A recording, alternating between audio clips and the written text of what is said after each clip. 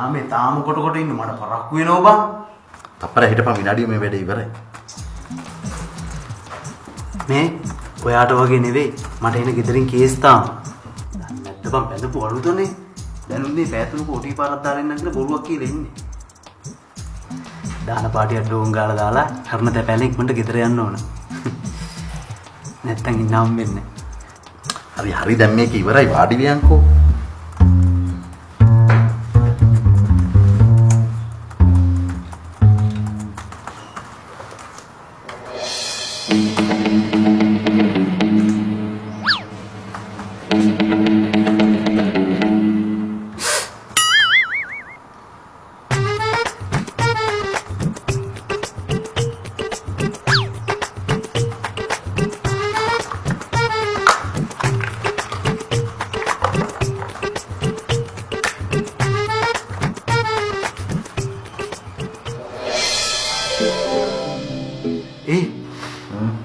මාර සුන්දයිනේ.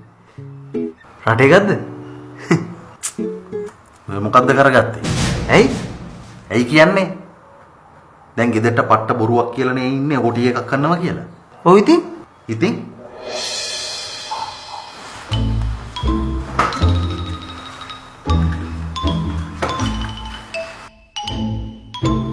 ගෙදරින් එනකොට තිබ්බේ නැති සුවඳක් එක්ක තව පැය දෙක තුනකින් ගෙදර ගියාම ඕටි නෙවෙයි නෝටි ගමනක් ගිහින් ආව කියලා තමයි වයිෆ් හිතන්නේ.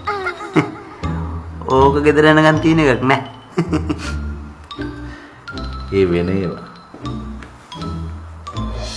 මේ බ්ලැක් නයිට් අලුත් එක. මේකේ පැය 7ක් 8ක් යනකන්